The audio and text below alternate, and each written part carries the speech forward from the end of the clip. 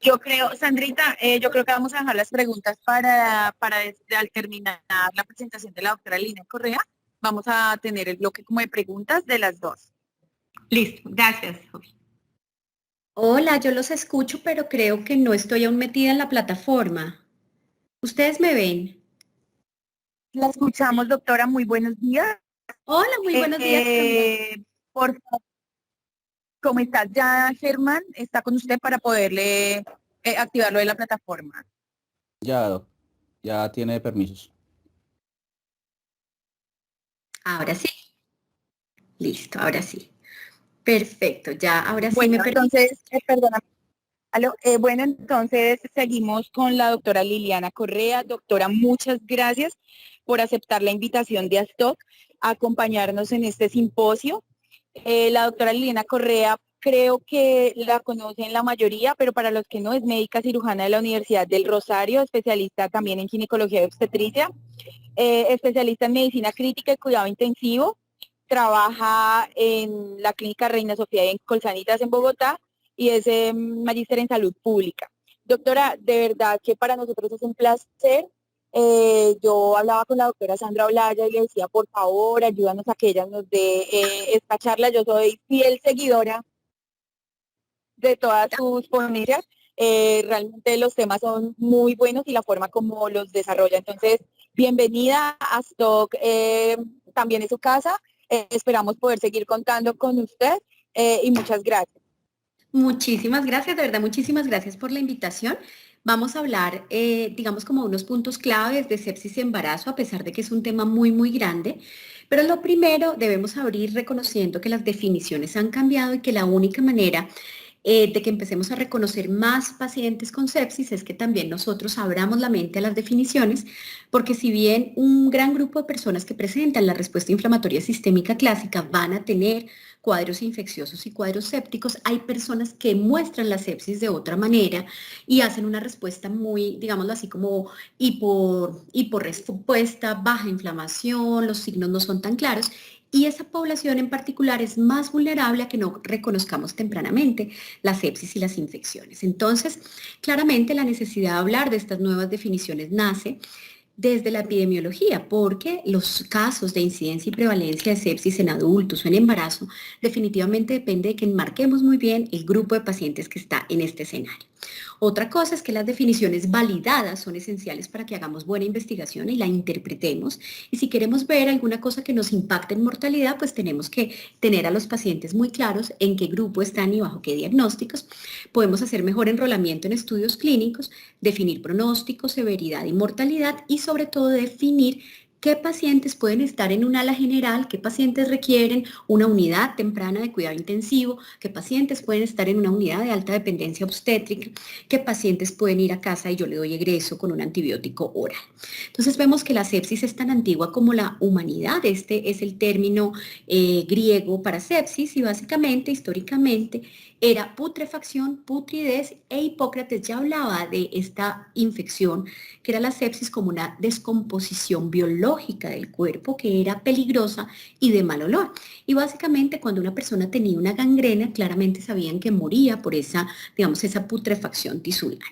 Entonces, también hemos cambiado la manera en que vemos la reanimación en sepsis, porque en las eras iniciales de los manejos médicos y del reconocimiento de esta enfermedad, sobre todo en lo que fue el siglo XX, al inicio se trataba de hacer muchísima hipervolemia porque nos preocupaba mucho que el paciente estuviera seco, que estuviera deshidratado y se descubrió que la reanimación hídrica impactaba en mortalidad, pero el problema es que nos fuimos hacia una reanimación hipervolémica, lo cual ya sabemos que genera una mayor mortalidad en cualquiera de los escenarios en que hagamos reanimación. Por tanto, la hipervolemia, que fue la primera manera de reanimar el choque hemorrágico, de reanimar la sepsis, pues definitivamente no la podemos continuar usando. Posteriormente, en el año 2000, con el protocolo de Rivers y la terapia temprana guiada por metas, al demostrar la reducción de la mortalidad en sepsis en estos pacientes, aparece la reanimación guiada por metas. Esta reanimación guiada por metas estuvo vigente por 14 años y aquí básicamente se empezó a utilizar la medición seriada de lactato, se utilizaba la presión venosa central, la presión arterial media y la saturación venosa central de oxígeno. Pero más o menos sobre el 2014 empezamos a migrar a lo que se llama el cuidado usual. Pero no es cualquier cuidado, es lo que se denomina en este momento el mejor cuidado usual a raíz de 3 estudios muy importantes en el año 2014 y 2015 que salieron publicados en el New England Journal of Medicine, que fueron el PROCESS, el ARISE y el PROMISE. Y estos estudios mostraron que la reanimación guiada por metas era muy buena, pero que definitivamente un excelente cuidado usual, con una estrategia un poco más restrictiva de fluidos, con menos inotrópicos, con no transfusiones, le iba mejor a los pacientes. Y es por eso que aparecen publicaciones como Menos es Más y como las estrategias de uso racional de fluidos, y entramos a la nueva era y lo que realmente nosotros tenemos que hacer con nuestras mujeres con sepsis, llámese gestantes, llámese en puerperio o llámese aquellas personas que están digámoslo así, en un posquirúrgico de gineco o en algún otro momento de la vida, en particular cirugía oncológica. Y es todas estas poblaciones y adultos, por supuesto, es hacer una reanimación adecuada, pero guiada por perfusión. Y para eso, pues, sabemos que el lactato sigue utilizándose, el delta de CO2, Andrómeda, que es básicamente la evaluación del llenado capilar, que el estudio Andrómeda Shock Trial lo que nos demostró es que evaluar clínicamente a las personas con sepsis, mirarles el llenado capilar, impacta en mortalidad. Entonces, conociendo que hay este gran avance en la reanimación, vamos a empezar ahora sí por el principio. Lo primero es reconocer que desde el año 2016 la sepsis cambia de definición y cambia además, digamos, la obligatoriedad de tener criterios de CIRS para hablar de sepsis. Y esto nace de una iniciativa entre la Sociedad Americana de Cuidado Intensivo y la Sociedad Europea de Cuidado Intensivo, quienes hacen una alianza y dicen definitivamente la sepsis es un problema cada vez peor porque hay un severo incremento en la incidencia a nivel mundial, genera altísima mortalidad, enfermedades críticas en todas las edades. La principal causa de que los niños entren a UCI es la sepsis. La principal causa de que las maternas entren a UCI es sepsis, dentro de adicional pues a preeclampsia y choque hemorrágico. Tenemos también que el adulto, también la principal causa de ingreso es la sepsis o de mantenerse en una unidad de cuidado intensivo, y en el anciano también. Por tanto, tenemos que tener en cuenta que esta enfermedad crítica le impacta durísimo al sistema de salud y las personas que sobreviven a una sepsis quedan con algo. Pueden tener dificultades para concentrarse, discapacidad física, psicológica y cognitiva, y eso nos ha llevado a la necesidad de revisar los criterios y las definiciones de sepsis. Por eso, ellos publican en el 2016 la tercera conferencia de consenso. Y esa tercera conferencia de consenso, que es la definición para adultos actual, que es el sepsis 3 para adultos, lleva a que la Organización Mundial de la Salud genere también una definición de sepsis para obstetricia. Y la razón claramente es que en adultos el CIRS es inespecífico y el CIRS hace que pensemos, por supuesto, que si una persona nos llega en respuesta inflamatoria sistémica puede tener 1000 cosas y una de esas es una infección, pero descuidábamos a los y las pacientes que no tenían CIRS. Y resulta que ese CIRS es la frecuencia cardíaca mayor a 90, la respiratoria mayor a 20, barrer CO2, leucocitosis, leucopenia y fiebre o hipotermia. El CIRS no es que deje de existir, no es que lo dejemos de utilizar, pero el problema es que no podemos solo pensar en CIRS, porque entonces los pacientes que no están en este cuadro de CIRS no los vamos a cuidar, no los vamos a proteger. Y a veces también dentro de algunas pacientes que estén con CIRS, les vamos a hacer medidas que no requieren, como ponerle antibióticos a una quemadura, a un politrauma, a una politransfusión, a un puerperio. Entonces, esa es la idea de relacionar y de encontrar que no todo es CIRS. Y el otro punto es que en obstetricia, si nosotros miramos los cambios fisiológicos de la gestante, pues todas están en CIRS, porque con 2 criterios de CIRS uno decía que había probablemente una infección si confirmaba un foco séptico, y la materna tiene frecuencia cardíaca de 90, frecuencia respiratoria más de 20, CO2 por debajo de 32 y puede tener en cualquier momento del tercer trimestre y del puerperio leucocitosis. Entonces miren cómo el CIRS puede tener muchos problemas para las embarazadas con sepsis porque nosotros podemos subestimar la sepsis o podemos por el contrario poner antibióticos innecesarios.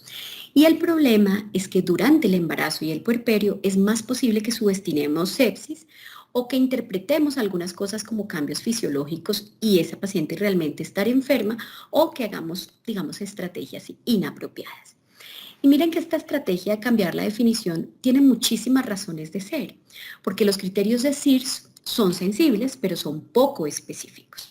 Entonces, cuando utilizamos solo SIRS y los criterios nos dicen que si tenemos 2 o más criterios, estábamos en sepsis, solamente le hacíamos estrategias de reanimación y manejo a estos pacientes de acá, a estos de acá y a estos de acá. Y se nos quedaban sin proteger o sin cuidar los que tenían un solo criterio de SIRS, los que tenían 0 criterios de SIRS, y resulta que miren, 16% acá, 15% acá, descuidábamos esta población. Entonces podíamos tener hasta un 28% de población descuidada porque no tenían SIRS, y esto en particular ponía a unas, digamos, como unos grupos etarios en riesgo, que son en particular los adultos mayores, los ancianos y las ancianas, las personas con inmunosupresión. Y resulta que cada vez más mujeres embarazadas con inmunosupresión están, porque tienen artritis reumatoide, usan biológicos, tienen lupus, y esas pacientes no hacen SIRS. Por tanto, nos pueden llegar muy complicadas porque nos demoramos en diagnosticar una sepsis.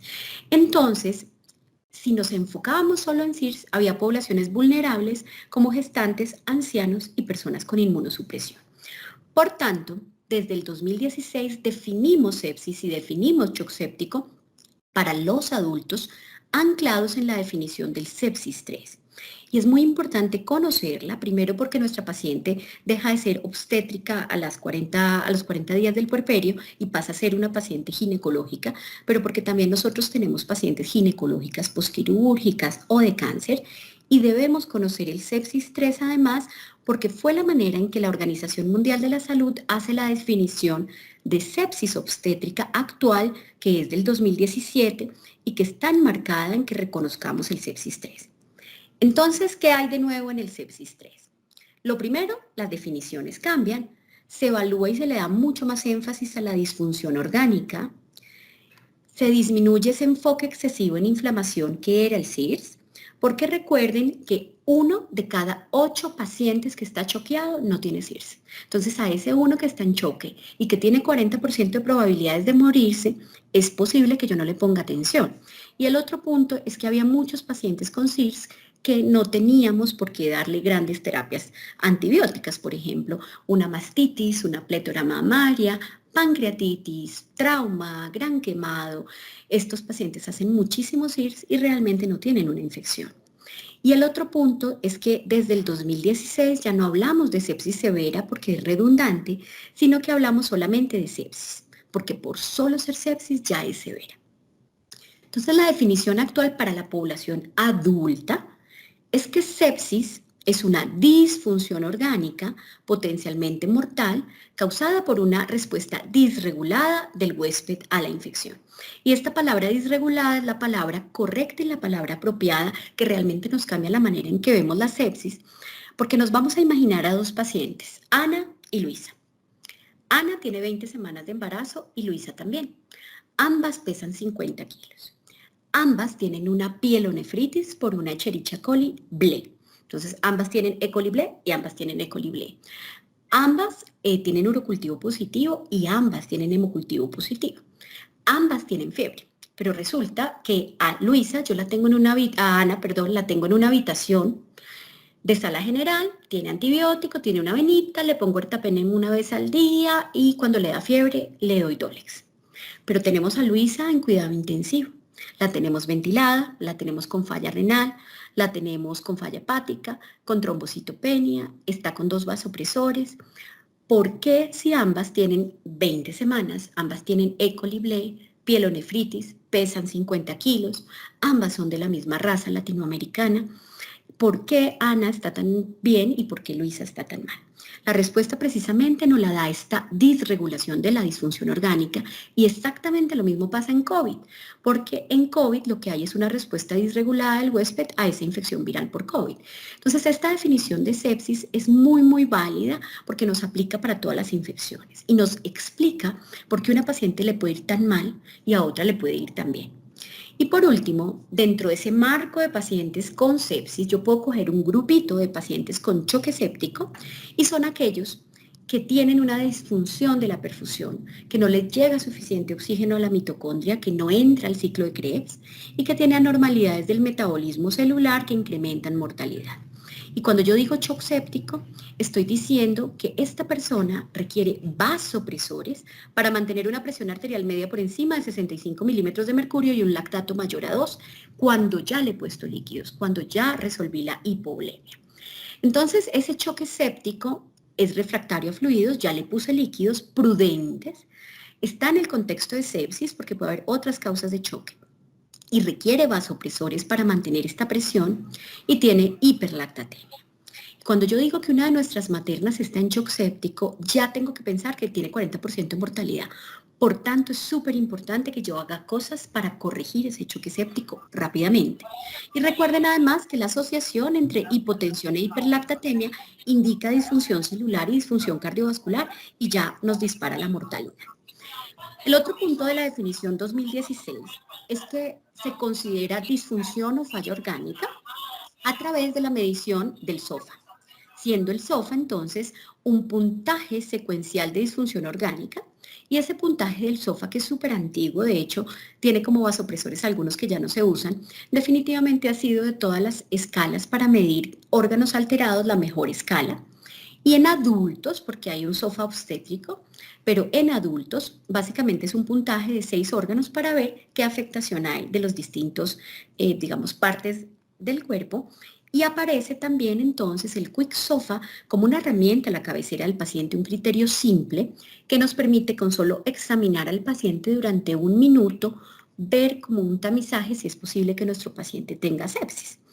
Entonces, la manera actual de evaluar disfunción orgánica, porque la definición es con disfunción orgánica y respuesta disregulada, esa disfunción orgánica yo la evalúo en el adulto con SOFA y la prueba de tamizaje a la cabecera del paciente es el Quick SOFA. Ambos han sido muy discutidos, pero es importante reconocer que hacen parte de la definición 2016 y básicamente en el SOFA uno le da un puntaje a pulmón, coagulación, hígado, sistema cardiovascular, sistema nervioso central y sistema renal. Y lo que le damos es un puntaje y ubicamos a nuestro paciente en cualquiera de estos pedacitos y el puntaje total se asocia a mortalidad. Entonces, hasta aquí hemos visto que existen una confluencia de factores del patógeno, o sea, bacteria, la virulencia, si es multiresistente, si es poquita bacteria, mucha bacteria, como fue el inóculo. Vemos los factores del huésped. En los factores del huésped tenemos sexo, raza, genética, comorbilidades, edad, medicamentos, todo. Y esta interacción entre el patógeno y la persona va a generar 2 posibilidades, que yo tenga una infección, o sea, una respuesta regulada, que es lo que tiene Ana, o una sepsis, que es lo que tiene Luisa, que es una respuesta disregulada y una disfunción orgánica, y ya vemos que puede ser fatal. Entonces, si todo el planeta está hablando de una nueva definición, en obstetricia tenemos que anclarnos a esa nueva definición. Básicamente porque el CIRS tiene pobre especificidad y si yo cojo 5 pacientes con CIRS, 4 de ellos no tienen infección y solo 1 tiene infección. Los otros 4 pueden estar asustados, pueden tener estrés, pueden tener un puerperio, una cesárea que sangró, una reanimación transfusional y 1 de cada 8 pacientes que están en choque no hacen CIRS y corre el peligro que yo lo deje morir porque no le puse atención. Además que hay nuevo conocimiento en perfusión, biología celular, un cuerpo que se llama el inflamosoma en los macrófagos y todo esto nos empieza a explicar esa diferencia entre pacientes como Ana y pacientes como Luisa. Y además que cuando hacemos buena investigación de calidad, si yo mezclo un paciente con una infección y otro con sepsis y otro con choque séptico para buscar algún fármaco que me impacte en mortalidad, pues no va a salirme a favor porque realmente le estoy poniendo el mismo fármaco a pacientes leves y a pacientes muy severos, por tanto no elijo bien la población para los estudios. Actualmente los criterios Quick SOFA en adulto, y también acuérdense que aplican las mujeres en posquirúrgico, en onco, en mama, en nuestras adultas mayores, frecuencia respiratoria mayor a 22 le da 1 punto, alteración del estado mental dado por un Glasgow menor de 13 le da 1 punto, y la presión sistólica por debajo de 100 milímetros de mercurio le da 1 punto. Esto es para adultos.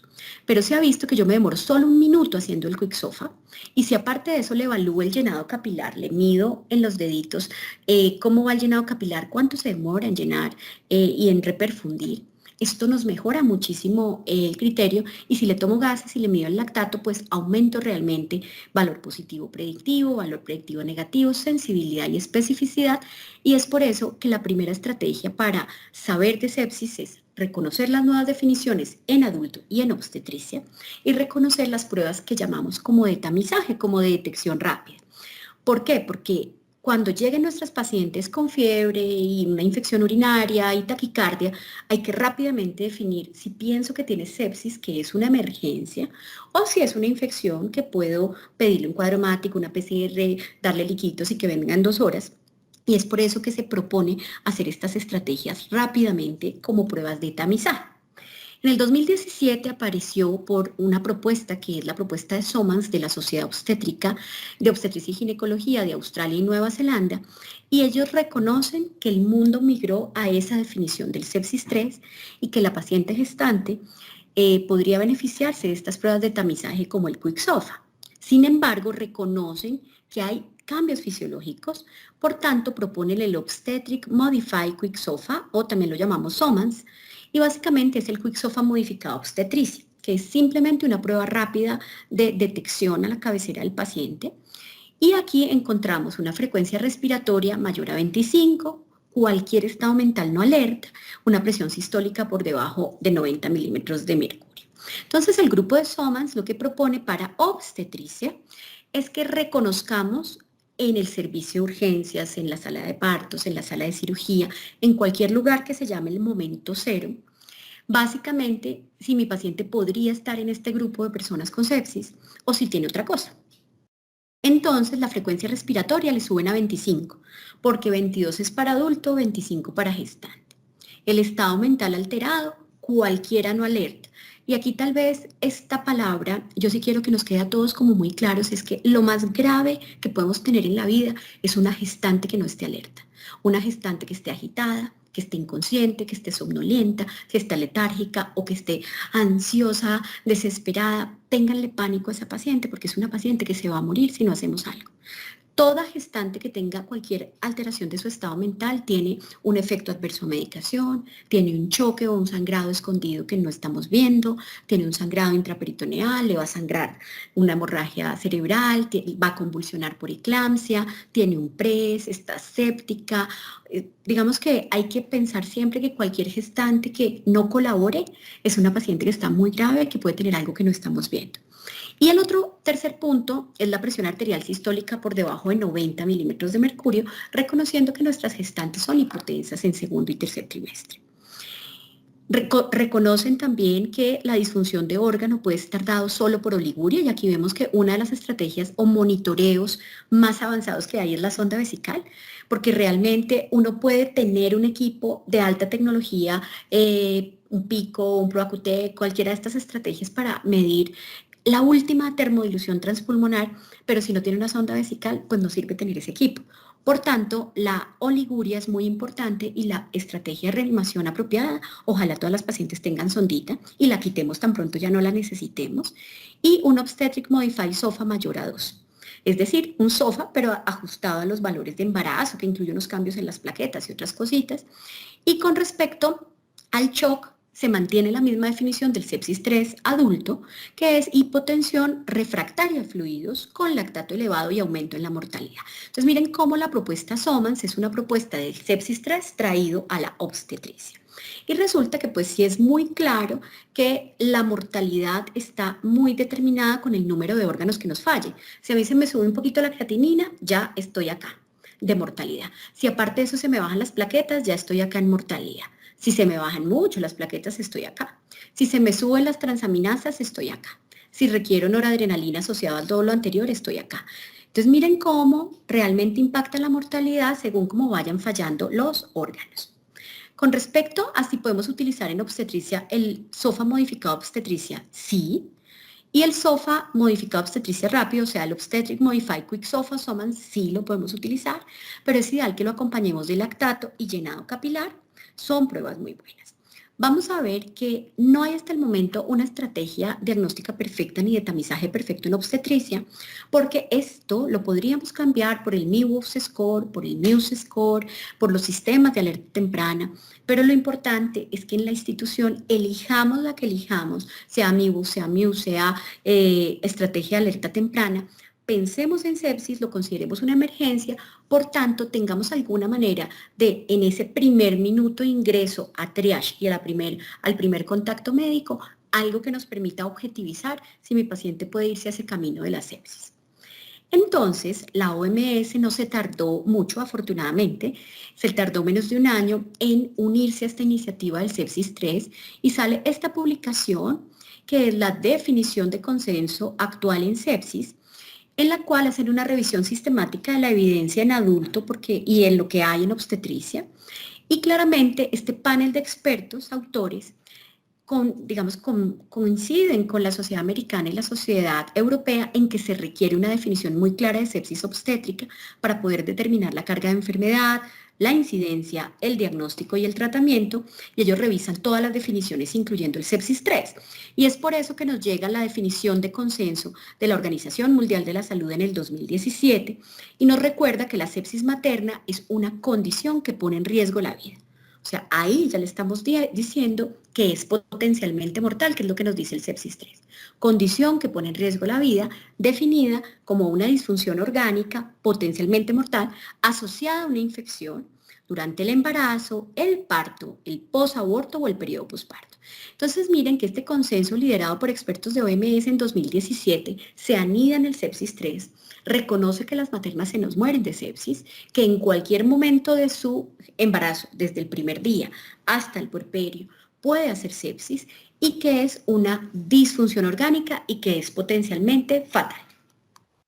Epidemiológicamente sabemos que 20% de las muertes maternas son causadas por sepsis y que tienen más de 70.000 muertes por año, más muertes no diagnosticadas, o puede ser la condición que complica una causa primaria de muerte obstétrica. Por ejemplo, la paciente que nos hace una hemorragia masiva posparto, si no se nos muere en la primera fase de la hipovolemia, en la reanimación o de la coagulopatía, hace una infección después. Y ahí no tiene suficiente reserva para poder soportar esa sepsis. Claramente sabemos que hace parte de la triada de la muerte materna, que la triada de la muerte materna es hemorragia, infección, hipertensión, y que 1% de todos los casos sépticos graves son en embarazadas, o sea, de cada 100 adultos, una mujer como mínimo embarazada, y que además, a pesar de que los países de alto ingreso han hecho de todo para impactar en mortalidad, genera el 10% de las muertes maternas en un país rico, y en países de medianos y bajos ingresos es 1 de cada 4 muertes o 1 de cada 3 muertes.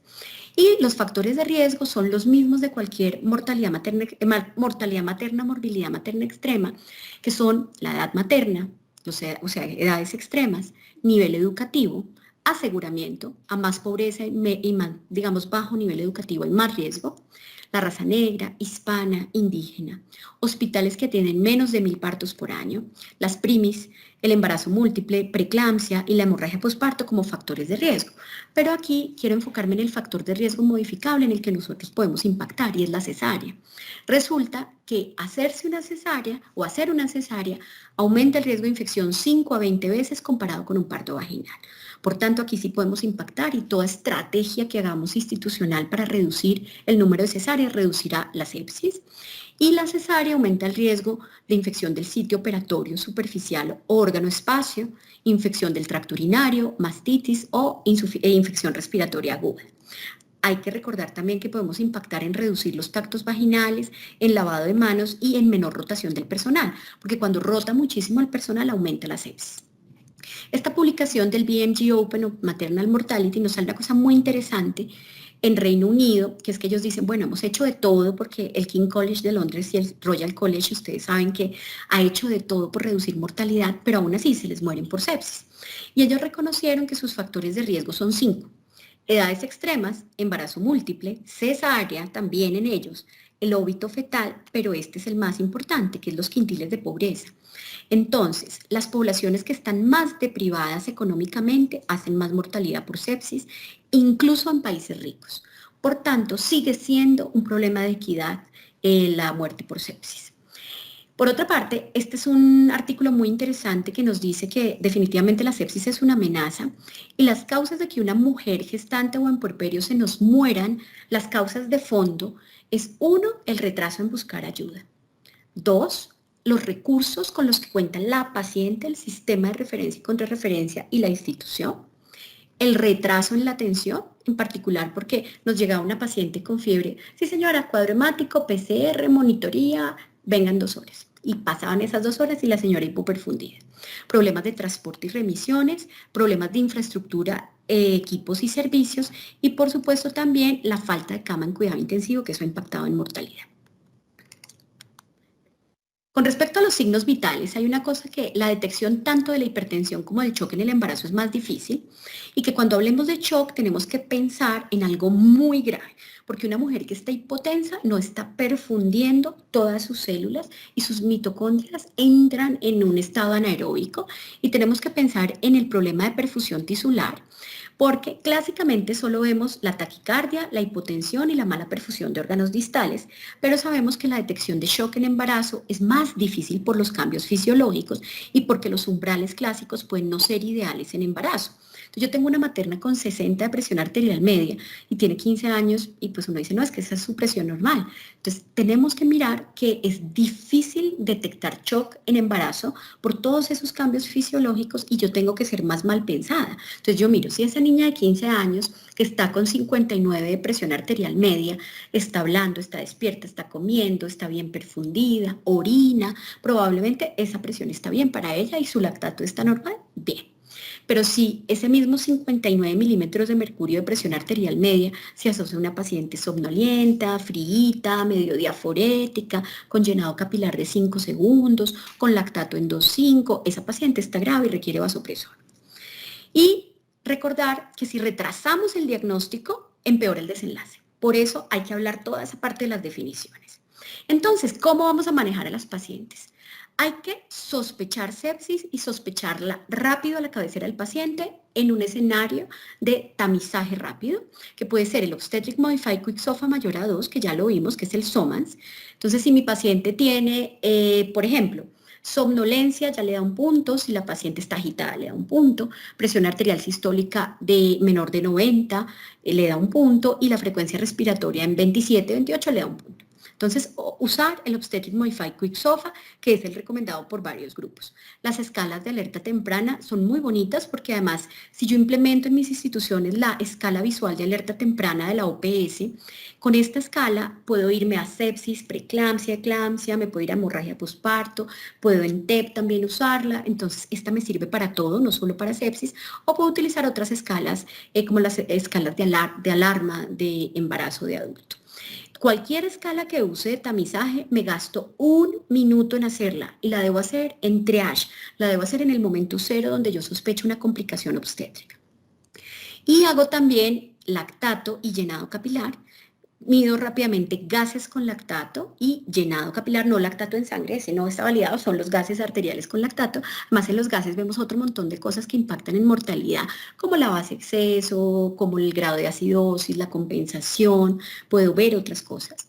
Y esto lo debo incluir en mis estrategias de tamizaje, de tal manera que la paciente que todo esto está bien, pues yo puedo tenerle más paciencia, ir haciendo las cositas con calma, pero en la que esto está mal, yo soy muy agresiva con el tiempo.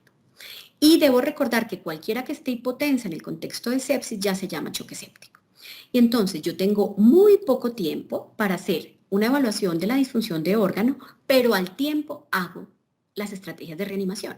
Porque cuando sale el SOFA, gran parte de los errores del sepsis 3 es que la gente creía que debía esperarse a tener los laboratorios de disfunción orgánica para decir que la paciente estaba en sepsis. Y ese fue uno de los problemas de implementación. Entonces, yo al mismo tiempo que sospecho, con la sola sospecha de sepsis o choque séptico, inicio reanimación agresiva rápida y la evaluación de la disfunción orgánica al tiempo. Por tanto, cuando yo les decía que las asas del mejor cuidado, el cuidado usual habían demostrado impacto en mortalidad, es porque el mejor cuidado para sepsis son estas 7 estrategias. Lo primero, reconozco a nivel institucional y profesional que la sepsis y el choque séptico es una gran emergencia. Incluyo en mis trabajos, en mis unidades, en mis servicios de urgencias, un protocolo claro, práctico, visual y cortico de tamizaje en sepsis. Mido gases con lactato a toda la que crea que está mala de algo, de hemorragia, de sangrado oculto, de preeclampsia, de sepsis, de tromboembolismo pulmonar, gases con lactato. Administración temprana dinámica de fluidos, antibióticos en la primera hora, control rápido del foco infeccioso, si es drenable o no, o sea, si es un aborto séptico, rápidamente el legrado, si es un absceso tubovárico, una miometritis, rápido control de la fuente, si es corioamnionitis, pues que nazca ese bebé, y el soporte avanzado temprano. Se propone la terapia guiada por lactato adicional a las otras estrategias porque se sabe que el lactato es un marcador de hipoperfusión, nos habla de anaerobiosis y yo debo buscar depurar el lactato. En adulto ya no nos gusta tanto el lactato puro, o sea, se le ha bajado un poquito la importancia porque hay causas de hiperlactatemia tipo B asociadas a enfermedades del adulto como el cáncer, la leucemia, problema hepático, pero en la gestante sigue siendo aplicable. Recordamos además que las tasas de reanimación en sepsis antes eran de 6 horas, luego bajaron a 3 horas, pero definitivamente nos vamos a la estrategia de 1 hora. Entonces, la Surviving Sepsis Campaign, que es de adultos, pero que tiene cosas muy buenas aplicables a obstetricia, tiene varias versiones, la última es la 2021. Pero lo importante es que nos habla de esa primera hora de oro, donde yo tengo que ser súper agresivo. Ese momento cero es el tiempo de presentación. Si mi paciente está en cirugía, le estoy haciendo un legrado y se pone hipotensa choqueada y creo que era un aborto séptico y que es bacteremia, en ese momento inicio todo el tratamiento. Si la paciente me llega al servicio de triage de urgencias, si está en piso y me llaman porque está poniéndose malito, ese es el momento cero, tiempo cero. En el lugar de presentación de los hechos, llámelo en triage del servicio de urgencias o en el momento de la presentación. Tempranamente mido lactato porque el lactato definitivamente hace parte de mi tamizaje rápido y de determinar severidad. Y si salió mayor a 2 es anormal y ya sé que voy a hacer seguimiento. Cultivos tempranos antes de la administración de antibióticos y yo tengo que buscar estrategias institucionales para que se tomen los cultivos cuando son. Porque uno llama y dice unos tubitos para cultivos y llegan a las 3 horas. O las jefes de pronto no, hasta que se cambian, ponen otros medicamentos. Entonces, esta parte es muy importante, que todos hagamos un protocolo, que llega otra jefe a tomar cultivos y llega la jefe que está encargada de hacer toda la parte de medicamentos, porque a veces sobrecargamos a nuestro personal de trabajo y eso pone en riesgos a la paciente. Antibióticos tempranos de amplio espectro, eso no implica meropenem en vancomicina, sino de amplio espectro sobre lo que yo creo que tiene mi paciente. Si mi paciente tiene, por ejemplo, una corioamnionitis o una endometritis, Clindagente es excelente amplio espectro, Astreonam metronidazol es excelente amplio espectro. Entonces depende de lo que yo esté pensando. Aquí es donde están las grandes discusiones porque las guías proponían 20 a 30 cc por kilo para hipotensión o lactato y en la parte de la reanimación volumétrica solo hay preguntas porque realmente tenemos que ser muy racionales con el uso de los fluidos, pero lo que sabemos hasta el momento es que deben ser cristaloides, debemos ser racional. Debemos ser muy juiciosos en esa primera hora y hacer una reanimación hídrica temprana, racional pero dinámica, que yo vea qué es lo que va necesitando mi paciente y si requiere un poquito más le pongo un poquito más. La resolución 3280 nos dice que tenemos que poner líquidos, bolitos de 300 mililitros cada 15 minutos. A mí me parece muy bien porque pues por lo menos garantizamos que la gran mayoría de la población le ponga aunque sea esos líquidos, pero habrá pacientes que requieren más, otras que requieren menos, otras que llegan muy choqueadas, requieren una estrategia de 1000, 1500 cc en ese primer 20 minutos, pero yo tengo que ser muy dinámico y no puedo dejarle escurriendo los líquidos a 150 cc hora por 24 horas porque voy a generar mayor mortalidad. Y este es el quinto punto, que es los vasopresores temprano y mantener siempre una presión arterial media mayor de 65 milímetros de mercurio, pero si nuestra pacientita es adolescente, usemos los percentiles de acuerdo a la edad. Entonces vemos que el mejor cuidado usual es temprano y agresivo, pero agresivo racional, en particular en los fluidos, y protocolizado. Si no hacemos protocolos claros y corticos, no nos va a ir bien. Si hacemos protocolos de 20 hojas en nuestras instituciones, nadie se los va a leer. Entonces, hablemos de reanimación temprana, que es lo primero que hay que hacer. Nuestro objetivo no es encharcar a la paciente, sino restaurar la normovolemia, evitar la deshidratación y prevenir y manejar la hipoperfusión tisular. Esa dosis de carga clásica de 20 a 30 por kilo que está tan discutida, yo debo o distribuirla en las 3 primeras horas, pero lo más importante es realmente ajustar a las condiciones específicas de la paciente, porque si es una paciente con preeclampsia, con 34 semanas y obesidad. Yo le pongo esto y puede hacer edema pulmonar. Entonces yo tengo que evaluar el resto de cosas que tiene mi paciente. Pero si llega una niña embarazada de 18 años, deshidratada y choqueada, estos 1600 cc que le va a dar este bolo le van a servir. Pero digamos que yo tengo que guiarme por estrategias dinámicas. Esa estrategia de volumen debe ser dinámica y debemos guiarnos por la clínica y los paraclínicos. De la clínica yo pienso en diuresis, perfusión, llenado capilar, el estado de conciencia, la hidratación de las mucosas y el lactato sérico. Esto quiere decir que yo puedo tener monitorea Pico, Proacutec, puedo tener VolumeView, puedo tener Vigileo, puedo tener lo que yo quiera en tecnología, pero nada reemplaza que yo examine a mi paciente, que le mide sus deditos, que le ponga una sonda vesical. Tengo que estar incluyendo la parte clínica y recordar que hay que medir lactato y buscar depurarlo. En el soporte hemodinámico, los vasopresores pues, son fundamentales para mantener esa presión arterial media de al menos 65 milímetros de mercurio una vez ya se resolvió la hipovolemia.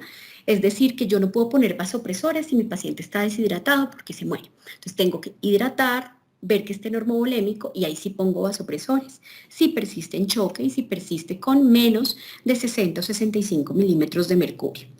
El vasopresor de primera elección es la noradrenalina. La dosis es de 0.05 a 0.5 microgramos kilóminuto. Por encima de 0.5 hay dos opciones. Adiciono un segundo vasopresor o sigo subiendo la noradrenalina. La escuela latinoamericana, el grupo chileno, argentino, el grupo Liven, que es maravillosos, los autores del Andrómeda Shock son latinoamericanos y que son durísimos en perfusión, ellos siguen con noradrenalina y la suben y la suben. Europa y Estados Unidos suele ser un poquito aquí, pone un segundo vasopresor que clásicamente es vasopresina. Y obviamente ponen infusión de corticoides para esa sepsis. Paraclínicos fundamentales para ver la disfunción orgánica y los gases y hacemos cultivos e imágenes. Entonces, miren qué nos dice la guía Surviving Sepsis para el 2021, esta que acaba de salir. Use noradrenalina como su primera línea. Esto quiero que nos quede muy claro, noradrenalina, no dopamina. Nuestro objetivo, 65 milímetros de mercurio de presión arterial media. Considere una línea arterial, o sea, el monitoreo avanzado. Es una línea arterial, es de bajo precio, puede ser hasta incluso con un solo yelco. Considere iniciar vasopresores periféricamente, y aquí es donde quiero hablar en obstetricia. Si usted no puede poner un acceso central o se le va a demorar el acceso central, no se complique, póngale el vasopresor por vena periférica. Hasta 0.2 microgramos kilóminuto es seguro por vena periférica. En cambio, nos ponemos a jeringuear a una paciente hipotensa y puede aumentar mortalidad. Si la presión media es inadecuada, considere vasopresina si ya llegó a dosis tope de noradrenalina. Y si hay falla cardíaca, pues le ponemos dobutamina. En el diagnóstico precoz, cultivos e imágenes de acuerdo al foco sospechado, a la cabecera del paciente y el riesgo-beneficio de los traslados. El antibiótico debe ser de acuerdo al foco, conociendo flora local y control de la fuente. Y el timing del antibiótico, según la Surviving del 2021, es que ya sea que hay shock o solo sepsis, 1 hora tenemos para poner el antibiótico apropiado. 1 hora es el tiempo que tenemos. Y por último, ya para terminar, entonces recordamos que la mejor manera de resucitar cualquier paciente con shock séptico es recordando que es un gran estrés fisiológico que termina dañando los órganos, que el lactato se eleva cuando hay anaerobiosis, que el lactato representa hipoperfusión, por tanto, hagamos gases con lactato juiciosos, y que el llenado capilar lento también representa hipoperfusión, por tanto, hay que estar evaluando moteo y llenado capilar, y no podemos perder la necesidad de evaluar la hipoperfusión clínica. ¿Cómo? Sonda vesical, diuresis, estado de conciencia, estado de la piel. Entonces, para concluir y agradeciéndoles la atención, recuerden que la gestante es muy vulnerable a la sepsis, que las nuevas definiciones son aplicables a obstetricia, que las nuevas definiciones buscan mejorar sensibilidad y especificidad, es decir, que más mujeres se beneficien de este nuevo conocimiento y que no nos olvidemos de aquellas que no hacen CIRS. Y que aquellos avances de diagnóstico y manejo de la sepsis, como por ejemplo la guía Surviving Sepsis, debemos incluir o por lo menos leerla para ver qué hay de nuevo en el mundo de los adultos que podamos incluir en nuestras pacientes. La mejor reanimación es el cuidado temprano. Nosotros como instituciones debemos generar facilidades y entrenamiento al personal para brindar ese mejor cuidado usual, hacer guías locales, protocolos y medir adherencia, pero como les digo, son guías corticas, que todo el mundo las sepa manejar y que todo el mundo tenga claras sus funciones, y que actividades tan bonitas como esta de educación y actualización va a impactar en mortalidad. Muchísimas gracias por el tiempo y por la atención.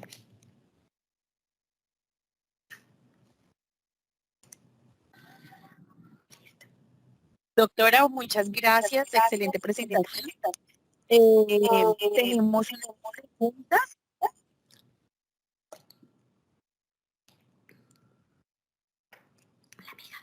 Hola Lili, qué bueno Entonces, verte.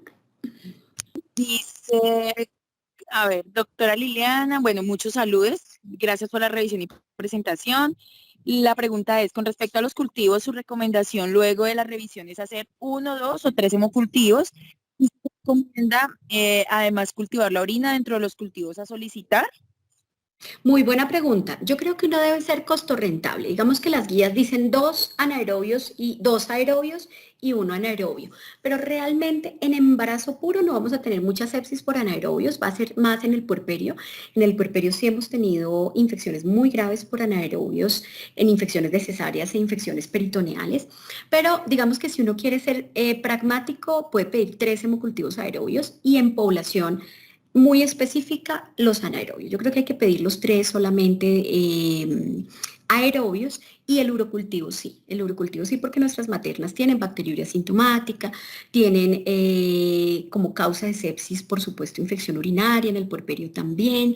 Y además, como tenemos que propender por poner el antibiótico en la primera hora, si no les tomamos el urocultivo o por lo menos un parcial de orina con gram de orina sin centrifugar temprano, le ponemos el antibiótico y luego alguien va a decir, y el urocultivo, y sobre todo en esa población que no le hicimos, digamos que no tiene tan clara la causa de la enfermedad, porque hay poblaciones que realmente no vamos a tener tan claro dónde está el foco.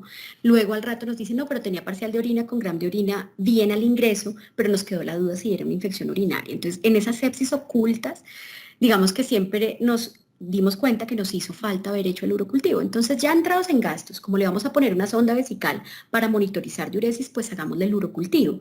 Y se evita unos reprocesos que también afectan la calidad de la atención. Entonces, digamos que lo ideal son 3 hemos, pero si yo veo que tengo problemas de costos de disponibilidad, hágale 2 hemocultivos, un urocultivo. Y por supuesto, si uno tiene claro que es un problema pulmonar o alguna otra cosa, pues le hace pruebas enfocadas a pulmón. Si está intubada, tiene neumonía, pues le hace una prueba de aspirado traqueal o un minival. Ok, doctora, gracias. Para la doctora Sandra Olaya, hay una pregunta y es, en la paciente, para las pacientes que han iniciado esquema de vacunación con otras vacunas diferentes a Pfizer previo al embarazo y tienen pendiente su segunda dosis, ¿se debe reiniciar esquema con Pfizer o solo se coloca una segunda dosis de Pfizer? ¿En el posparto se puede utilizar otro biológico diferente a Pfizer? En el embarazo se coloca Pfizer y de hecho ya hay estudios interesantes que aprueban Moderna como una opción para las pacientes gestantes y las pacientes en posparto. Creo que la próxima oleada van a aumentar el número de pacientes con Moderna y no debemos de, ¿cómo les digo? Como de desanimar a las pacientes que les van a ofrecer la vacuna. Realmente yo he estado revisando mucho ese tema y creo que falta mucha información sobre la vacunación en embarazo. No sabemos realmente qué vaya a pasar más adelante, pero en este momento, a hoy, creo que es la mejor manera para disminuir mortalidad materna. Ya veremos más adelante qué cosas van a quedar, que yo creo que van a salir algunas cosas, pero a hoy, a este momento, hay que animar a las pacientes a que se vacunen. Es lo que sabemos hasta ahora. Es posible que en el futuro cambie la percepción, pero ahora es lo que tenemos. Entonces, puede ser Pfizer o Moderna. Gracias, doctora. Para la doctora Liliana, otra pregunta. En una paciente con preeclampsia, tener un lactato elevado, ¿piensa en criterio de severidad de la preeclampsia o en sepsis? Gracias y saludos de parte del doctor Edinson Méndez. ¿Qué tal, doctor? ¿Cómo está? Bueno, muy buena pregunta. Digamos que lo primero es que empecemos a pedir de rutina gases en embarazo y en puerperio en las maternas que están más complicadas. Y que hagamos entrenamiento en saber leer los gases, porque digamos que son una cantidad de números y unos valores normales y solemos verlos de una manera como muy estática. Realmente uno en los gases podría leer, mejor dicho, la palma de la mano y las líneas del futuro, porque eso es lo que representan los gases. Y si uno tiene un catéter central y toma gases arteriales, puede detectar una gran cantidad de cosas. Entonces, la idea es que empecemos a para que podamos pedir juiciosamente gases. Los gases deben ir anclados al lactato y eso es muy importante porque lo ideal es que nuestras máquinas gases tuvieran también simetría, que es todo lo que es hemoglobina, hematocrito, y electrolitos. Porque el cassette, la diferencia de precio entre un cassette que tiene gases con electrolitos, coximetría y lactato versus uno de solo gases, la diferencia de precio pues no es muy significativa, pero nos da una cantidad de herramientas que puede hacer. Entonces las 4 patologías, pues hemorragia, infección, preeclampsia y sepsis son las 4 patologías a las que yo les voy a tomar gases. La paciente puede tener lactato elevado porque está sangrando o porque sangró, porque está séptica, porque está con una preeclampsia complicada o severa o con hipoperfusión por preeclampsia o porque tiene un tromboembolismo pulmonar. Entonces, cualquier cosa que produzca alteración de la perfusión me va a alterar los gases. Entonces yo no puedo pensar que si una paciente tiene un lactato aislado solo es sepsis, sino que tiene que estar anclado a lo que es esa señora, a lo que es esa paciente. Hay que hacer talleres de gases porque además los gases son diferentes según el nivel del mar. Entonces si a uno le enseñan a leer gases, por ejemplo los gases de aquí de Bogotá, son otro planeta, porque tras de que la gestante barre CO2 y es hipocápnica, aquí en Bogotá es más hipocápnica.